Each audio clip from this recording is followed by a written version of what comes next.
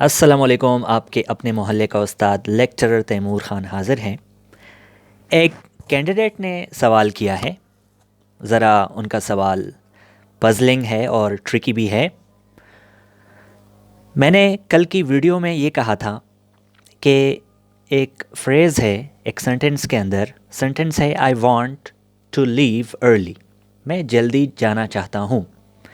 जो highlighted underlined phrase है, हमने कहा कि ये एक इन्फिनेटिव फ्रेज़ है।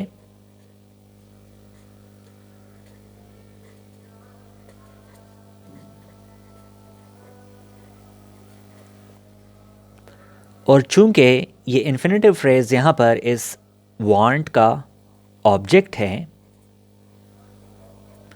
तो हमने कहा कि ये इन्फिनेटिव फ्रेज़ यहाँ पर एक नाउन का काम कर रहा है। और ट्रेडिशनल ग्रामर में ऐसे फ्रेज़ को जो नाउन का काम करे नाउन फ्रेज़ कहा जाता है। अब एक कैंडिडेट ने एक बहुत ट्रिकी सवाल किया। उसने कहा कि अगर ये टू लीव अर्ली यानी ये इन्फिनेटिव फ्रेज़ अगर एक नाउन फ्रेज़ है, यानी अगर ये टू लीव एक नाउन का काम कर रहा है, इन्फिनेटिव टू लीव एक नाउन का काम कर रहा है, तो ये जो अर्ली है ये तो एक एडवर्ब है। और एडवर्ब का काम होता है एक वर्ब को मॉडिफाई करना।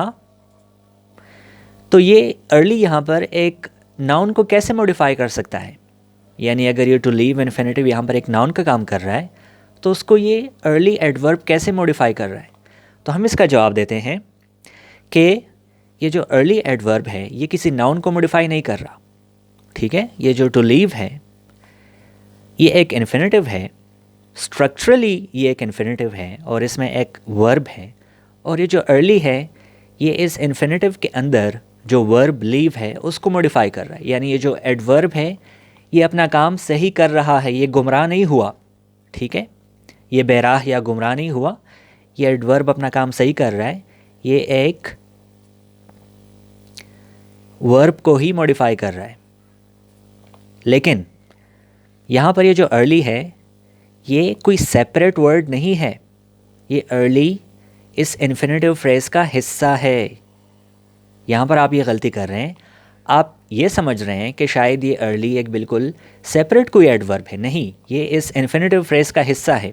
टू लीव अर्ली अगर हम इसके स्ट्रक्चर को देखें, यानी अगर हम इस सेंटेंस से निकाल के अगर हम इसको देखें, टू लीव अर्ली, अगर हम इसको सेंटेंस से निकाल के इस फ्रेज़ को हम देखें तो ये जो अर्ली है ये इस इन्फिनेटिव फ्रेज़ का हिस्सा है। और ये इस इन्फिनेटिव फ्रेज़ में जो ये इन्फिनेटिव वर्ब है जो कि एक नॉन फाइनाइट वर्ब है ये इसको ही मॉडिफाई कर रहा है। ठीक है, लेकिन सेंटेंस के अंदर ये जो पूरा इन्फिनेटिव फ्रेज़ है इसका काम एक नाउन वाला है, यानी ये इस वांट के ऑब्जेक्ट के तौर पर इस्तेमाल हुआ है। ठीक है, यानी ये जो अर्ली है ये इस इन्फिनेटिव फ्रेज़ के अंदर एक वर्ब को ही मॉडिफाई कर रहा है। लेकिन ये जो पूरा फ्रेज़ है ये सेंटेंस में काम कर रहा है एक नाउन का। ठीक है, ये इन्फिनेटिव फ्रेज़ इस सेंटेंस के अंदर काम कर रहा है एक नाउन का, एक ऑब्जेक्ट का, इसीलिए हम इसको नाउन फ्रेज़ कह रहे हैं।